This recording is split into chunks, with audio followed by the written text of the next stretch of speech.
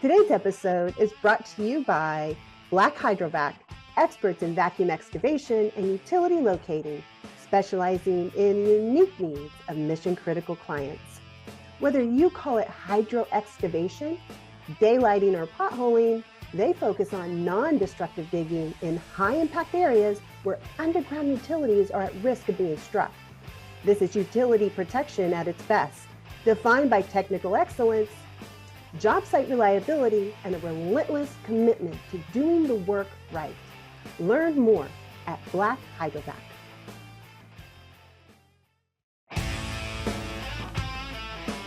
Welcome to Beyond the Megawatt.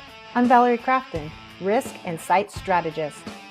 I'm joined by my co-host, Mara Irvin, reuse expert and real estate visionary. Together, we are the Data Center Darlings.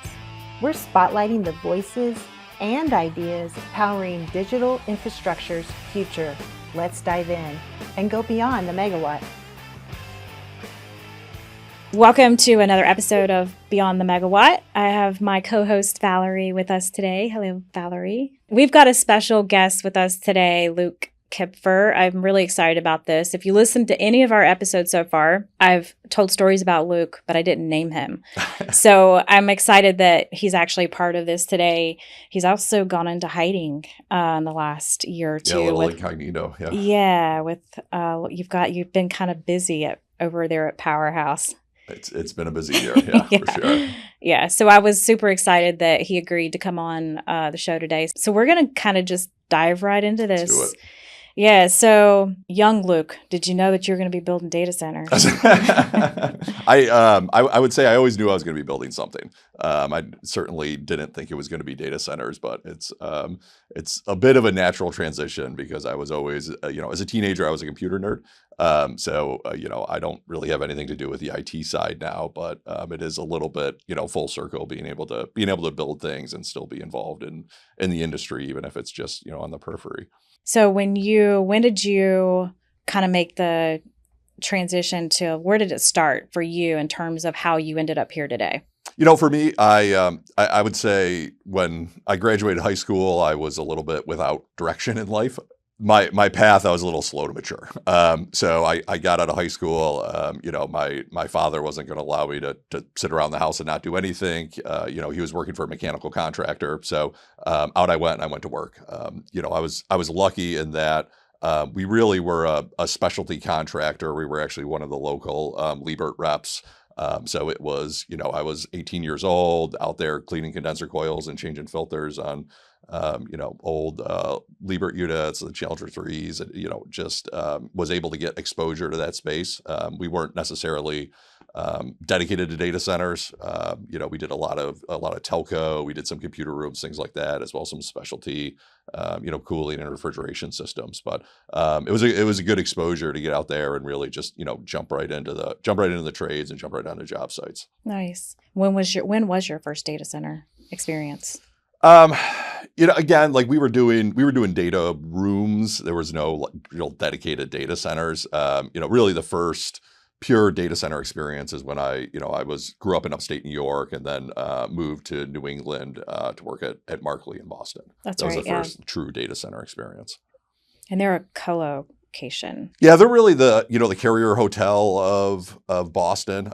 So a very big interconnect play. They do a lot of retail colo in Boston, and then they have a facility in Lowell, Massachusetts, just 45 minutes outside of the city. Big interconnect, but they do a lot of retail colo as well. Well, I kind of want to walk through this because, we have a lot of listeners that were challenged with this workforce development crisis. We've talked about it a lot on past episodes, but I think your story really helps kind of create that vision and that picture for how you can take somebody maybe not in a traditional pathway to, obviously we're going to talk a little bit more about your role today at Powerhouse and how you got there, but kind of talk us through how you see your non-traditional educational pathway, how that evolved and how that kind of helped you to get to where you are today. Yeah, no, honestly, leaving high school, going to the trades was the best thing for me. If I, went right to a 4-year school after that would have been lost on me. So being able to understand really how the real world works, right? Like how things go together, to have a better understanding of the value of money, the value of time, to really be able to be out there in the workforce and to experience that, to learn that. And then, once I reached a certain point, I realized that unless I pivoted, I would be doing that for a very long time. So started going back to school on nights and weekends, and was able to, eventually, go back to school, get my degree, get my MBA. But it was really that experience, my teens, my early 20s. And that's really what built my love for construction too, right? Like being on job sites, being a part of that. I don't get to be able to be on job sites as much as I'd like anymore. But that's really what endeared me to the industry for sure. I love that, because I was going to ask the question, like, what was that pivotal moment? And I think you just said it. Like, you had gotten so far in your career, but you definitely wanted more, and you knew where you wanted to head, and went back to school. And yeah, and like to be totally candid, I probably wasn't the best tradesman anyways. So it's probably better for the quality on the job sites, and I'm behind a desk, and I'm not going to hurt myself or hurt somebody else, or someone doesn't have to come and fix my work. So part of it was me self-selecting into something that was a little more fit for my aptitude than working with my hands. So now it's just a hobby versus a profession. I think it's a really great point for folks like, who don't start in for college. It's never too late to actually pivot, right? And actually go the other way, or even vice versa. You're sitting out there and you're like, man, this sitting in a desk and trying to learn and memorize and read books, that's just not for me. I'm more of a hands-on person. Stop, pivot, go out in the field, get your hands dirty, start building things. So I think it's a really great, you really show a really great example of someone who's like, I'm not just going to keep banging my head against the wall when I know that this isn't really my calling, and I need to pivot. And that required you to go above and beyond, right? You had to do the night classes. You had to do the work. I know firsthand how hard that is. I know when I did my MBA and you're working in construction, it was 9 p.m. to 2 a.m. That was the only time I had to do an MBA.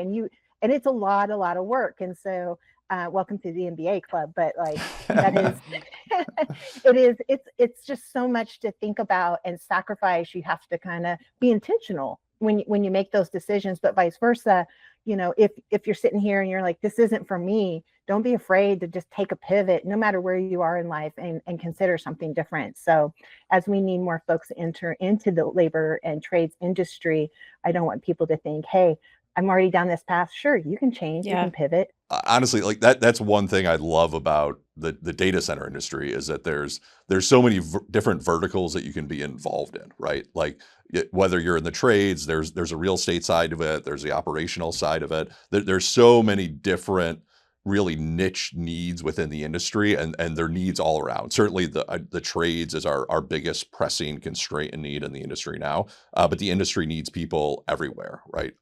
So there's every kind of sector or interest that you have, there's some way that you can fill it in the side of the data center industry. And I think the industry is getting more open to that non-traditional, like I just was talking to a female colleague or peer, industry peer, and she started on this track where she's more on the facility side, and she's like, yeah, now I'm 2 years in, I'm getting all this experience, but I think I want to do something different. And I was like, you absolutely can do that today. So I think that's a beautiful thing that's happened. I want to back up a little bit, because you said, you were on this path, and they were maybe not the best guy in the field, but there were some qualities about you, and we've kind of seen you execute now moving forward to Powerhouse, but through your career, you've been really driven. And so kind of walk us through maybe some of the things that you've learned over the years that have helped you really kind of accomplish all that you've done. It's probably hard to quantify all that, but is there anything that kind of stands out?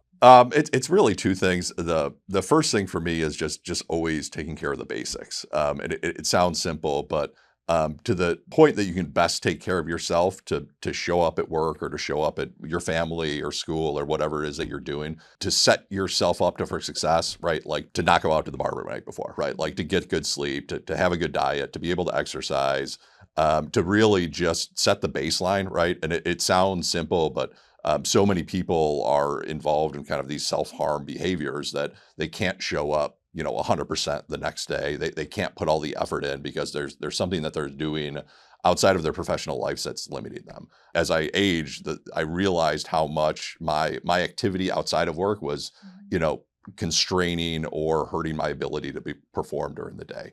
And then really the second aspect is just always be learning. That's one of the great things about career pivots is that you're able to be exposed to more and learn more.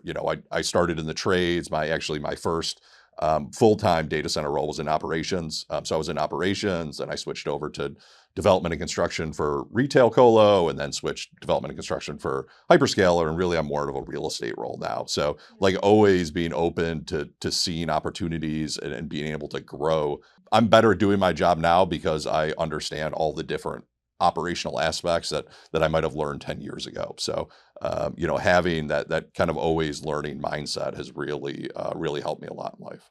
I really love that creates sort of that flexible mind, that continuous improvement mind. I think is huge because, so many times when people do go down this path, they think, oh, only this is what I can do. Like in the world of construction, for me, it was like, oh, you go down a construction management path or you go down a pre-construction path. But I never really saw it that way. And everyone else was going down this, checking these boxes and so forth. And I just noticed that my brain worked a little differently. And I'd always want to connect the dots back to how it impacted a business, or how did what I did in the field impact pre-construction. And for me to understand that required me to jump over and take that role.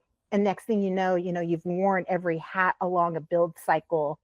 Similar to what you were just saying, don't be afraid to kind of go across the aisle and learn something different, even if it's just kind of getting a mentor, help me understand, coach me. You don't necessarily have to do the job, but you're asking questions, you're staying curious, right? Because at the end of the day, especially our industry, it's changing and evolving so much all the time that every time I learned another role or another piece, it just made me stronger in my existing role for that next project, for that matter. So I really believe in that continuous improvement. And then in addition to that, who are we taking under our wing to be able to pass that knowledge down and share that knowledge rather than hoarding it. So it's about, learning from others and asking the right questions and staying curious, but also being willing to take someone under your wing and pass that along. Yeah, no, and honestly, I love I love that you brought up mentorship. Like that is something I wish that I was more open to asking questions in my youth. I think that really would have advanced me further. And I ask plenty of dumb questions now, and I'm not afraid to ask them. But I think a lot of people, especially new in the industry, they're afraid to ask the questions based on, they're afraid of how they're going to be judged by that. But like going out, finding a strong mentor, I mean, for what we're doing now, there's someone that's doing it now and someone succeeding in that role now. So being able to reach out to people, to tap resources like that, I think it's something that's really undervalued in our industry now. But that could really help, up level at every single level and every single role. That could really help up level the industry and the workforce that we have. And formal membership or mentorship was really big back, when I got in the industry, but we don't really have time for that. I think there's a lot of informal mentorship, and I think that actually is a lot better. So it's these little moments, right? Obviously, you've kind of fast forwarded up to where you are today, but how are you seeing and building these teams and being able to impart, your knowledge as you've built up these teams around you? What has really worked for you and what you've built? A big part of it is just as I've tried to build a bit of a diversity of workplace experience in my career, it's bringing that in for the team. So being able to pull people from different backgrounds, whether it's from the hyperscaler side or it's a developer side or it's a general contractor or a design team or a co-location provider, like really trying to build a team that's not full of Lukes, right? Like we want to bring people in from all the aspects of the industry, all different walks of life to really, we're so much better together. And being able to leverage these experiences and these, all the knowledge that comes from different groups, from different areas, from different, educations. That's really what I found so far to be kind of the secret sauce, right? To really try and make sure to do a deliberate effort that we're bringing in a very varied type of team member to the group. I think that says a lot about you as a leader, because so often we will run into leaders who, want to put those walls up because they're afraid of people finding out what they don't know necessarily. But having the foresight to see, hey, I don't know everything. And not only that, but my perspective is one way. And as I create a more diverse team, it's really going to make us more powerful, maybe pun intended, more powerful, more well-rounded, really being able to see things from different angles and different perspectives, from different backgrounds. You're just going to naturally have that. And so I really think that's beautiful. I think that says a lot about you as a leader. Yeah, and I'm here for all the puns. So So building these teams and having all these diverse backgrounds, how has that helped with the challenge with driving new innovation? And we've obviously got a lot of challenges ahead of us, not just in terms of how big these sites are, but the technology that's going in them. Yeah, and honestly, I'm going to say, because I love this about the industry, about like 5 different things, but the fact that even what I'm doing today, how different it is from what we were doing a year ago, 2 years ago. And when you look at the industry 5, 10 years ago, it seems totally alien right now, right? For what we're doing now, like, focusing on even on-site generation, 200 plus kW racks, it's just such a huge deviation of where we were not that long ago. That constant dynamic nature of the industry, like that's just goes back to why it's so important to leverage those diverse backgrounds, those diverse education, because it's moving so fast that a subject matter expert that's today where we are in 2 or 3 years from now, it's that technical knowledge might not take us as far as we think it will, right? So having the ability to adapt, having the ability to learn, having the ability to be flexible and dynamic with not just the team, but how you see yourself, I think is really important. Because this industry is going to keep changing at this pace for as far as I can tell. Yeah. So. I think this is a really great opportunity to pause and just highlight 2 things that's come out so far. If you're listening and you're new to the industry, or you're thinking about getting into the industry, right? We've just heard a couple of things. One, wherever you're coming from, that diverse background is a powerful value. You have value. You bring value to this whole circle of things. 2, we're all kind of standing at the brink of first of a kind, and we have a lot to learn. So if you're new in the industry and you're afraid to ask those questions, don't. Because even for those of us who've been doing it for 20 or more years, we've been kind of staring at the same stuff for years. And even though it's evolved a lot in the last 5 years, there's still a lot of set ideas in place. And those fresh eyes, those fresh ideas, those fresh perspectives, those are the things we need to break the status quo so that we can fast forward to our future state. So I just really wanted to pause and kind of put that out there and encourage those who are kind of in the industry and maybe listening into this episode. Get curious, ask lots of questions, break the mold and the status quo, and ask, hey, why aren't we doing it differently? What about this? Have you thought of that? Because we haven't. We're all dealing with the first of the kind right now. This is a great time to ask those questions. All of this work that we're doing creates a lot of stress. How do you handle high stress environments and get through those? I think part of it goes back to the basics, right? Like I want to make sure that I'm taking care of myself and presenting myself the best that I can, because the better physically, emotionally, mentally that I'm taking care of myself, the better that I can manage the stress of the workplace. And then really the second aspect is just making sure that you have the right team and the right support system. And that doesn't need to be an internal team. Certainly, I feel like we've got a great team, but when you look at our GC partners, our design partners, we have a great relationship with a lot of our tenants. Being able to leverage those within the industry, because we're all under this pressure. We're all very stressed. And we've all got, different ways that we deal with it. But to understand that you're not alone in that stress, that there's people out there that are in the same situation as you are and are, willing and able to be able to help support you, be able to move forward. How important is that workplace culture in that? Because I think that's evolving and changing, but you're one guy, right? You are building the teams, but how have you seen that changing the culture? You've got HR, you're kind of having to bring them in and say, hey, we got to do things a little differently. How does that play into things? I mean, the culture is, because it's such a competitive environment for quality talent. I mean, culture is, one of the number one reasons that people are leaving companies or, looking to move to a new organization. So it's interesting that there's a culture with a lot of the hyperscalers, right, was much different when it was a few years ago, and now they've become kind of larger, more bureaucratic. And there's a lot of individuals out there that want that drive for that smaller dynamic team and environment, and the ability to have an impact and the ability to be their voice to be heard. So I mean, the culture is huge. Everyone right now in the industry, and Val, I think this goes back to your point about people wanting to come in the industry, is that everyone in the industry is hiring right now, right? There's not a single organization that says, "Yep, no, we've got all the people we need to fill our roles." So because of that, you really have to focus on the culture, and you really have to focus on building an organization, building a group that people want to come and work for.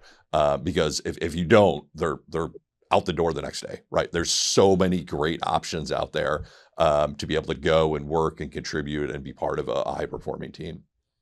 I love that. I was my I Am Women event recently, and I shared a vulnerable moment just to kind of create a space of vulnerability, and just saying, hey, we're going to leave our titles and names at the door, and I want this to be a space where you feel like you can openly speak about what's going on in life, and how is the world of our high pressure jobs, how's it going, and being able to kind of put that out there and say, hey, been there, done that, or I'm going through the same thing, and here's how I'm doing it, and just kind of be able to lift each other up in that moment.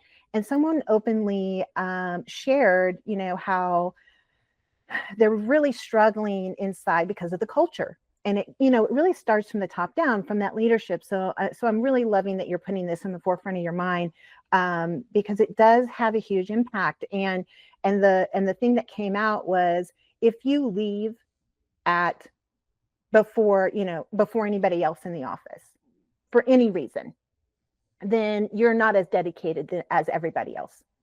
That the idea is that you're working yourself to death, and that work is the primary focus. And when I say before anybody else, I mean before like 5:30, even though you got in at like 5 or 6 a.m. Yeah. and so you're sitting there going, well, I'm a single mom.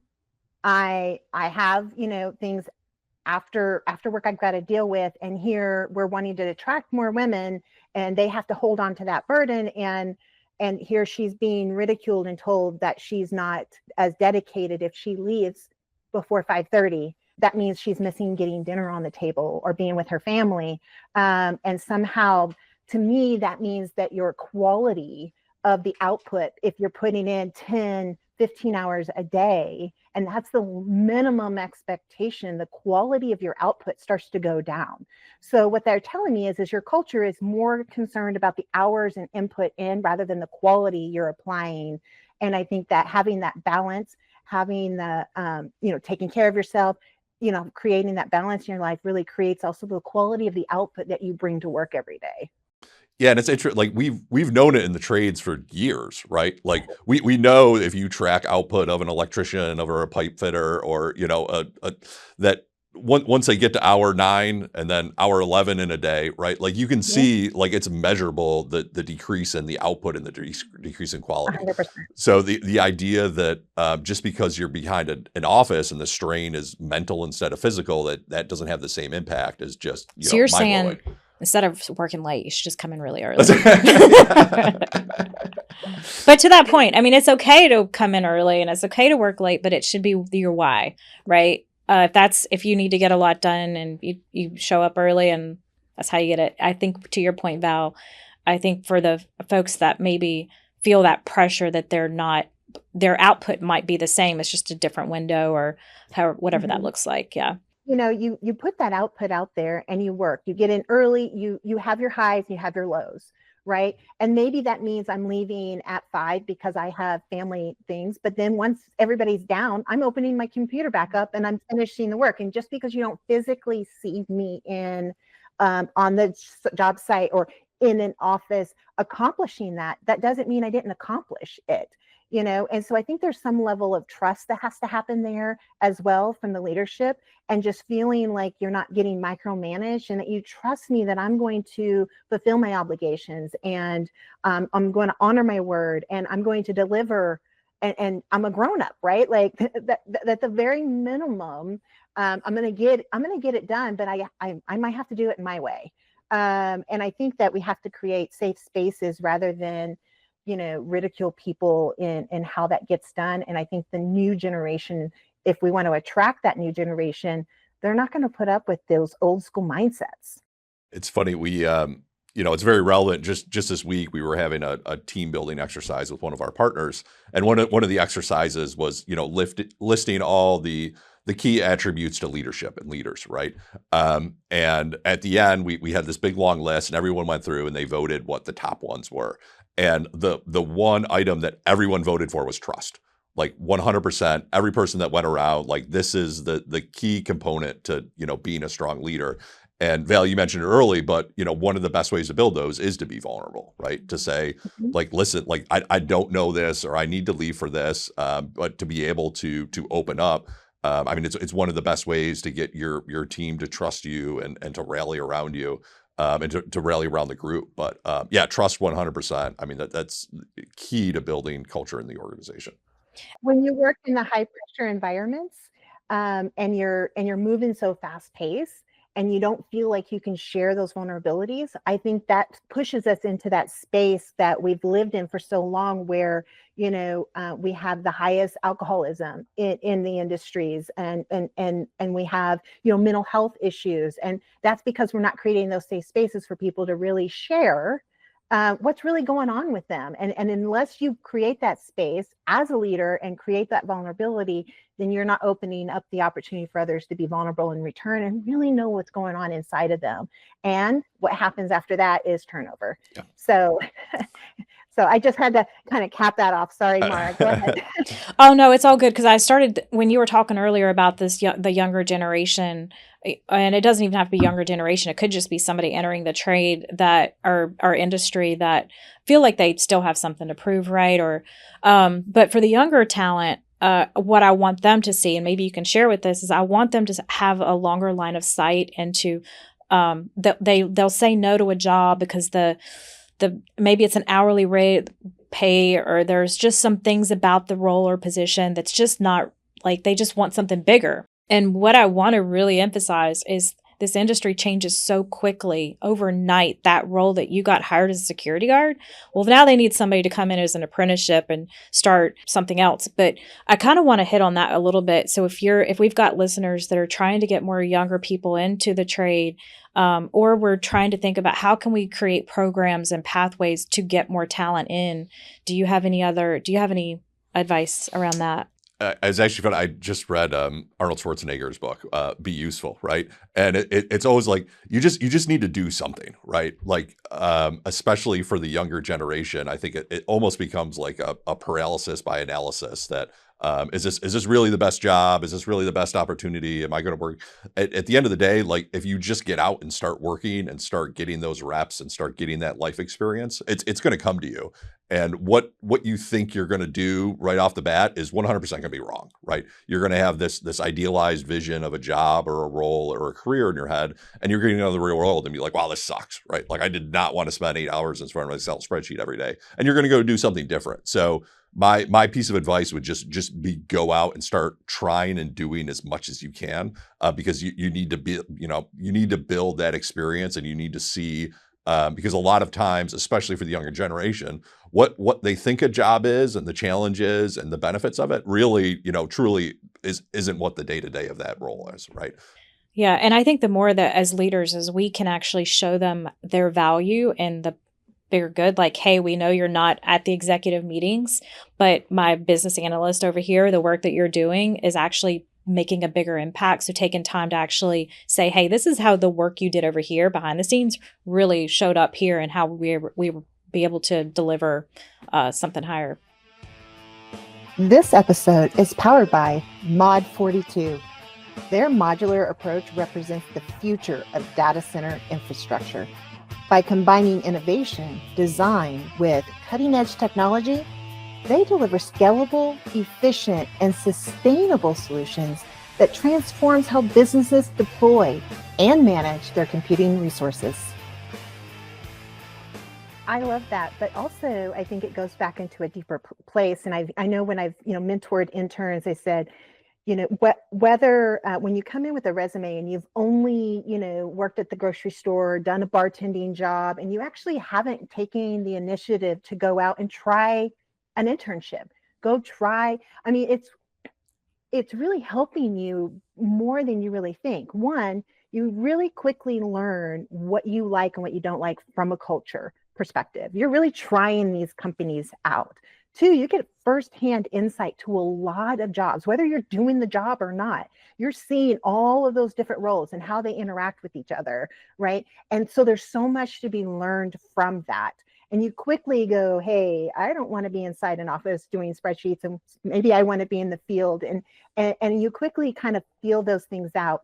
And then at the very minimum, I know, like, if on the construction side, it would say, hey, if you don't have time for any of that, go volunteer for Habitat for Humanity. Go volunteer and do something. It still counts on your resume, and it's still experience. Even if it's a 1 day a week, let me come in and be the person who does your copies or organizes your marketing, pitches, or whatever you can learn a little bit more about the business really does connect back to the bigger picture more than you think. And you will remember that when you actually get that job and you're like, oh, that makes sense. And now you're connecting dots. So I've always found that really powerful, in trying to coaching, interns and future generations on how do you get in? How do I know? And to your point, you don't know unless you go out there and put yourself out there and start asking. And worst case scenario, what are they going to say? No, they don't want you. So just go out and ask, hey, can I at least volunteer just once a week after school or something? Yeah, 100%. Yeah. And I've been around a while, but one of the things, actually, you helped me with this, Luke, was it's okay not to know. Like, we're all learning, we're all kind of figuring things out. And I think you just mentioned that earlier, but just being able to ask the questions and create an environment where they are also able to ask the questions, and all of us learn together. This might be a good time to pivot a little bit into actually how we're building these data centers, right? So Valerie, maybe we pivot a little bit into the next discussion. Yeah, then we can talk a little bit about how we're navigating this new frontier. How have you started evaluating risk? I mean, this is a pretty big unknown territory. How are you approaching the evaluation of risk versus reward in all of this? And maybe we can talk about this land and power and how that's kind of the two biggest risks right now that we're all having to deal with, adjacent to the labor who's going to flip the switch at the end of the day. How are you navigating that in this whole new world? It's 5 years ago in the industry, like, if you got a load letter, you put it into a utility, you got a will serve letter, it was as good as gold, right? Like, and now it's absolutely not. So certainly the industry now for growth is driven by land and driven by power, to your point, Val. And it's becoming increasingly hard to be able to evaluate what's truly the project risk there. And who's able to deliver for you is probably a better way to put it. Partners in the industry, whether it's on the utility side or, even on the land side that have traditionally been solid for delivery, are no longer as reliable or as capable as they used to be as the scale grows.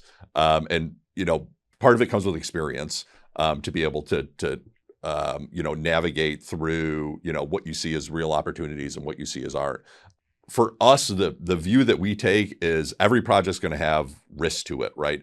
It's how to set up, your commitments to it, both, through capital and through time, and how to be able to phase that through the life cycle of the project, so that early on in the project, while you're still evaluating that risk, you don't have a lot to lose, right? And then as you're able to slowly start reducing risk from that development, from that project, you're starting to put more and more resources into it. So it's that balance over No one's going to go into a piece of land without doing their due diligence and put $100 million down on it, right?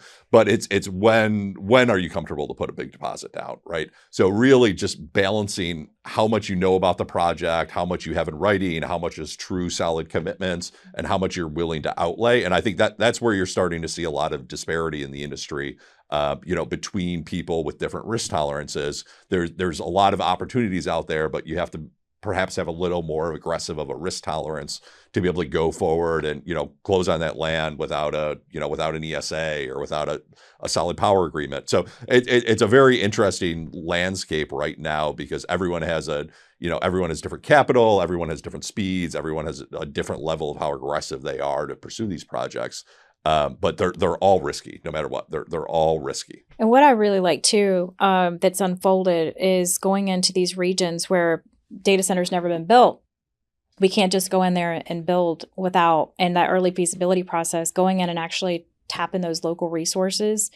Some of these folks don't know the knowledge that they actually share or that they hold that's relevant to being able to get those projects executed. They've never built a data center, but they kind of know the things that we need to happen to actually get there. So leveraging those local resources inside those communities. Well, I think that's, goes along with de-risking your project, right? You've got to start having those partnerships way early on and those conversations way early on. And especially as we go out into these rural areas, right? I mean, we're talking about, suddenly latency becomes one of your largest risks out in those rural areas. And the AHJs who've never had to deal with data centers before and getting them educated. And then on top of that, the community outreach to where that could have maybe been a little delayed. But now we're having to kind of educate the community a little bit more, especially as we think forward and how nuclear is going to start playing a little role into the power play here.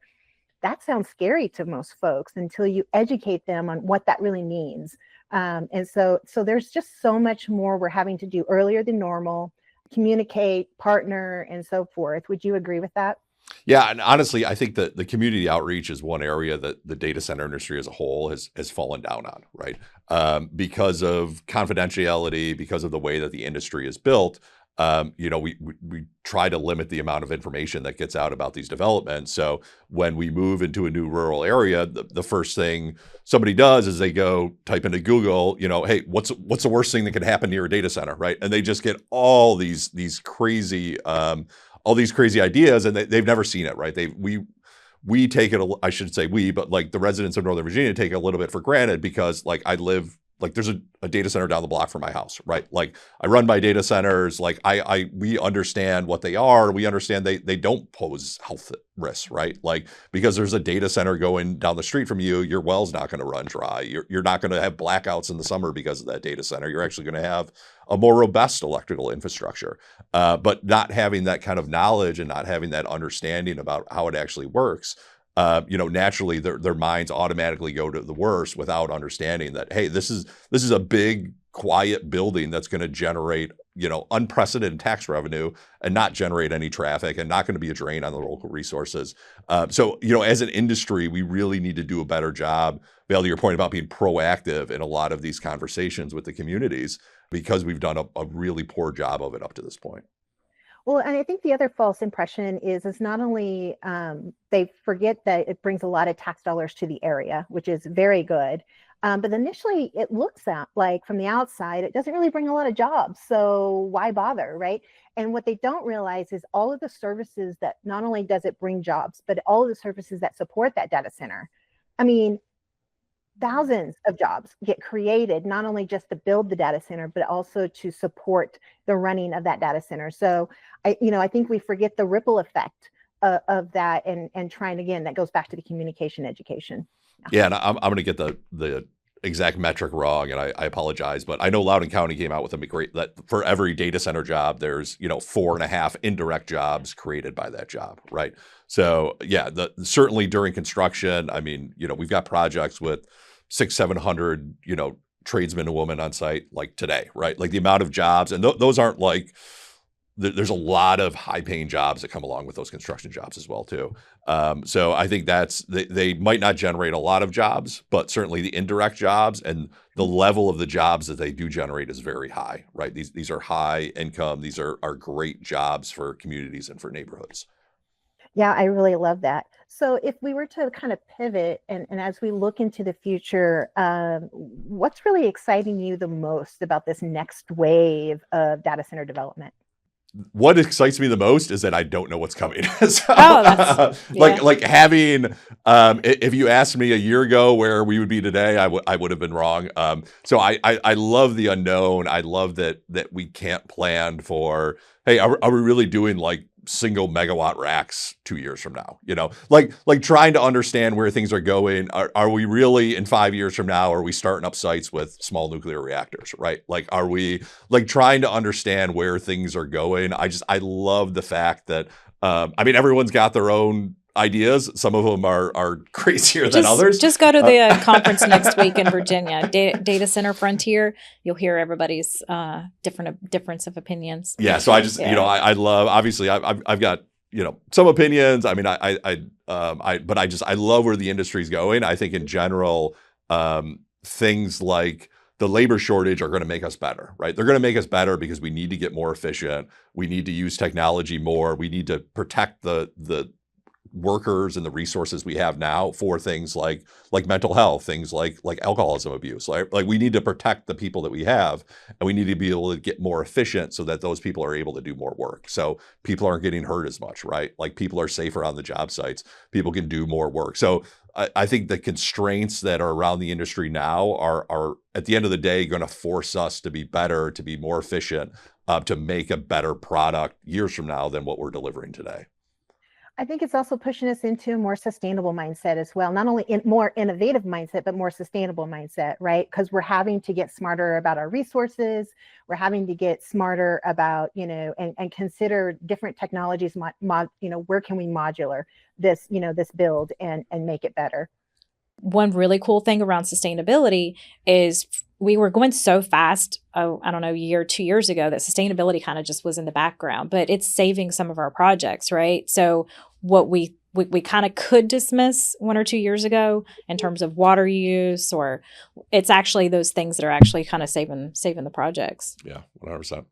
I wanted to do a little quick fire now and switch on to some leadership quick fire questions. Yeah, let's do it. And yeah, so the first one is most underrated skill in this industry. Grit. I would say for sure. I like that. It's not an easy industry, right? We're constantly presented by challenges every single day. So for me, it's the ability to, you keep getting punched in the face and you keep getting up, right? Like to have the grit to keep grinding, to keep moving forward, to understand you may not know the solution, but that you're out there working to get that solution.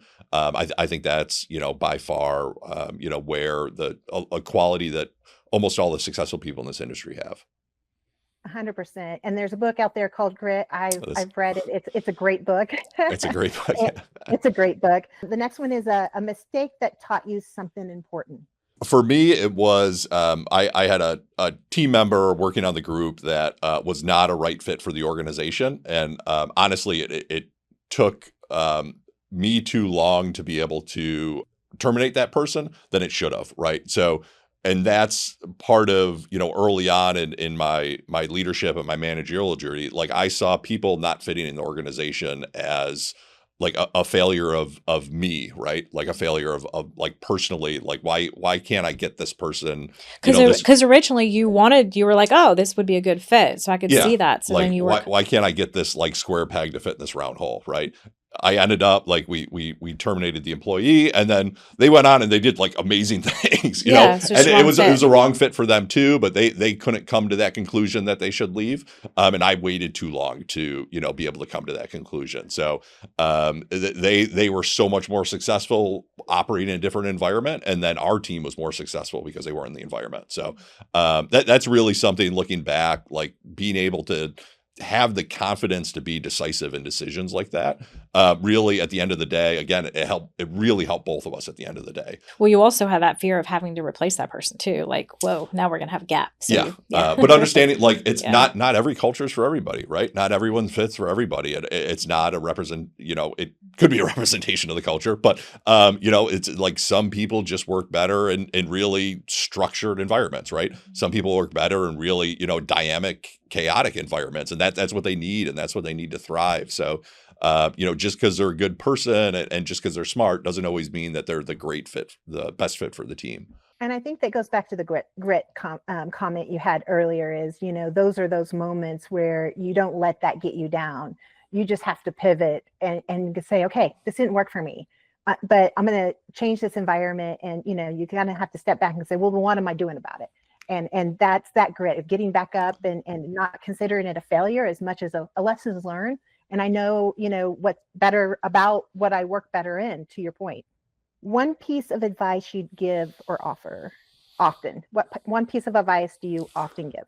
That's definitely back to my point about asking questions. I see especially the younger generation, sitting in meetings, nodding their heads to everything that's being said, but knowing that they don't understand what was said, right? So just being able to have that questioning mindset, to be able to ask questions, to certainly understand the right time and how to ask them, but always being curious, and if you don't understand something, don't just move on, like dig into why you don't understand that.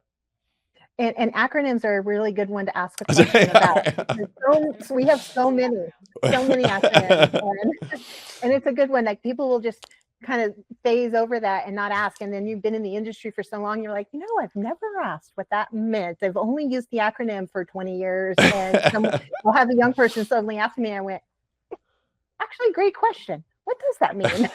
Yeah, because to Luke, with his the way that he's bringing in all these diversified backgrounds, I mean, it wouldn't be uncommon for a guy that really knows power really well. Maybe he doesn't know common terms in the construction side. So I have that happen quite a bit. But yeah, we've actually started to give we've got a playbook for how to run projects, and we include a glossary that's all the acronyms, because really it's like on our side, it's not just a data center, but there's acronyms in real estate, acronyms in development, and acronyms in entitlements and planning and financing that we understand everybody's coming in because of that diverse background, that they're going to bring in those skills, but there's going to be gaps wherever they are. So the quicker we can fill those gaps, the better off that we are. I think Carrie Getz has one on the back of her book too, right?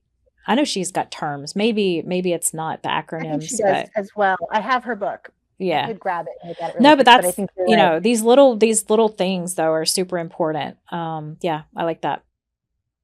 And so, most rewarding project moment of your career?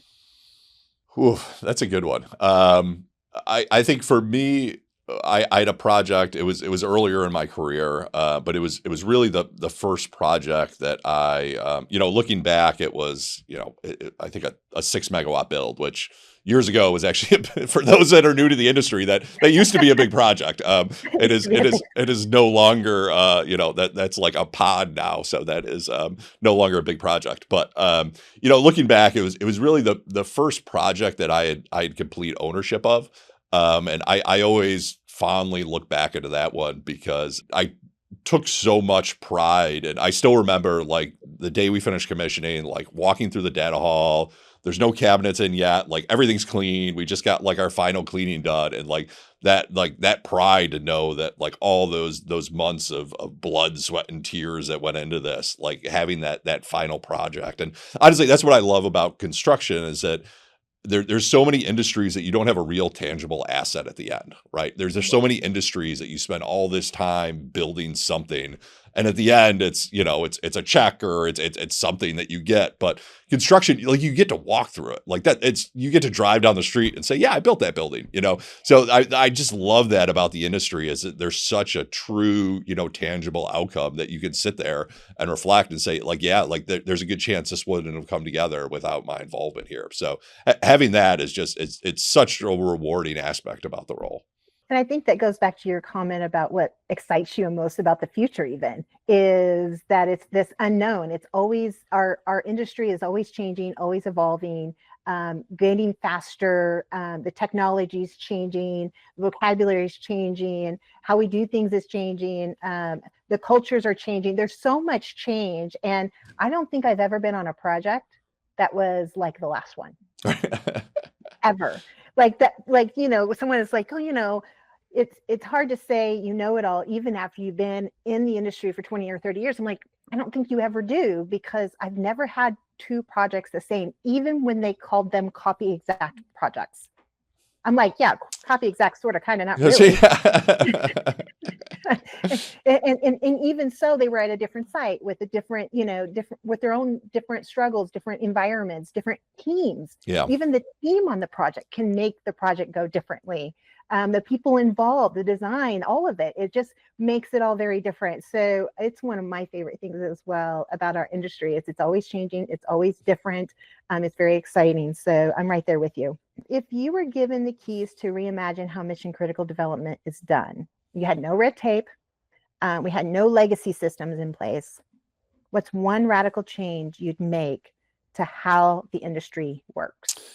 For me, and I touched on it a little bit before, but it would be just total transparency across projects. I think a lot of the reason that we can't get better is because one, these major hyperscale groups that are building, it's all they're everyone thinks they've got the secret formula, right? Like, this is the most efficient design, this is the best equipment, this is the best kit of parts, we're doing everything right. And there's 7, 8, 9 like major players out there that all think the same. And they've all got gaps, they've all got inefficiencies. For us as an industry, if we were really able to come in and sit down and say, all right, like what is the best way to skid a lineup, right? Like, we could get so much more efficient, so much faster. We could accelerate onboarding. We could being able to standardize, understanding there'd still be differences, but to get to a higher level of standardization and openness in the industry. Failures, right? Like, still no one talks about failures, right? When you look at like being able to track where issues happen, even on the safety side, it's everything is such a confidential, protected piece of information that it's hard for us to learn. It's hard for us to grow. It's hard for us to train people because if they're very familiar with hyperscaler X program, they know nothing about hyperscaler's Y program, right? Because they're so drastically different. So really being able to standardize, being able to be more open and to have more of a transparent information sharing among groups, I think would help the industry in ways that we can't even predict. Yeah. And being able to build faster, we can't really separate the work between just putting up a powered shell and fitting out the building. It really has to kind of all happen together jointly. And and to your point, just opening up that communication and sharing that which you may have held on to at the back end of a project, bringing it into the early design phase could save your project, especially the schedule. So yeah, and I can totally validate that. I've done a half a dozen case studies, and it all comes back to this mind-numbing problem of the lack of cross-functional coordination. And that lack of cross-functional coordination really goes back to the fact that they don't have visibility to what each of them are doing. It's all happening in these silos.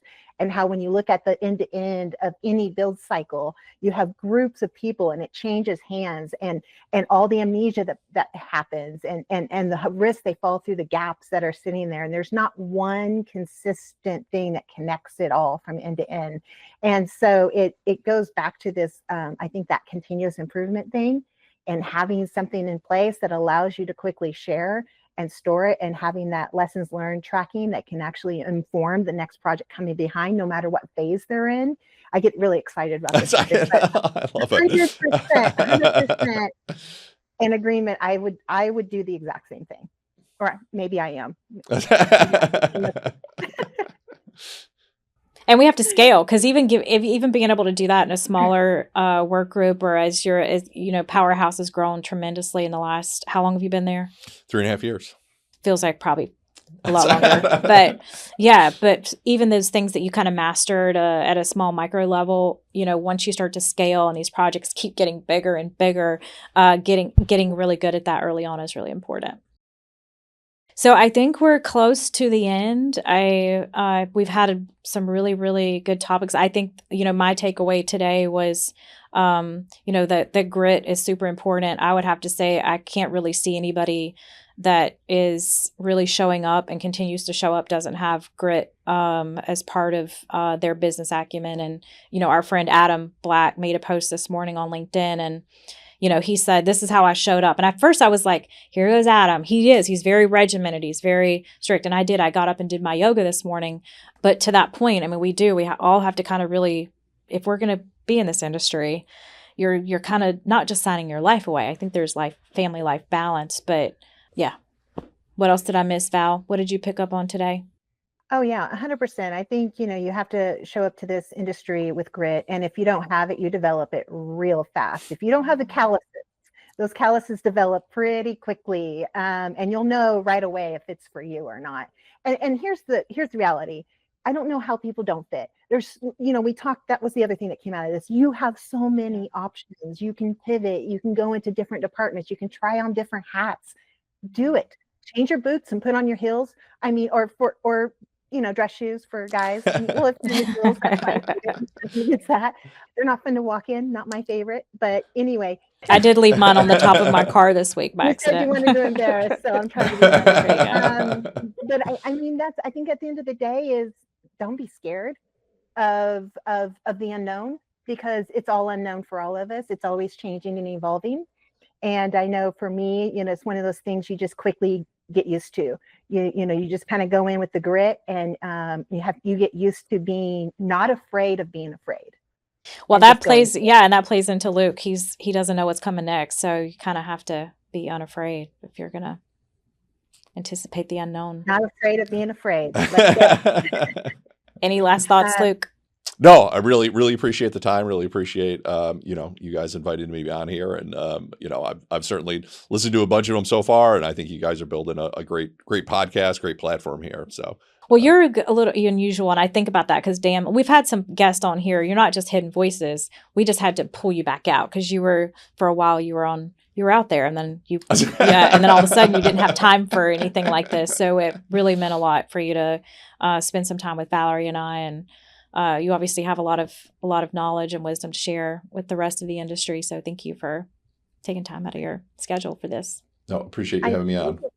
I think it's just a really great point of, our leaders in the industry. It's very easy for us to get our heads down, and especially when we're just grinding away and we've got that grit and we're falling down and we're getting back up and we're leading teams and we're trying to figure it all out in this new industry and new era of our industry, I should say. And you just kind of have to pause sometimes and raise your head and talk about it so that we can inspire that next generation and let them know, hey, this is happening. I'm real. And this is what you're going to see when you get inside is someone like me. And if you don't see someone like me, then maybe you should think about a different place to go work then, right? I do want to shout out to our sponsors that keep our mic hot, Mod 42 Modular Data Centers. So just wanted to throw that out there. Yeah. Well, thank you for the pause, Luke. And thank you for joining us virtually, Valerie. And I guess that's a wrap.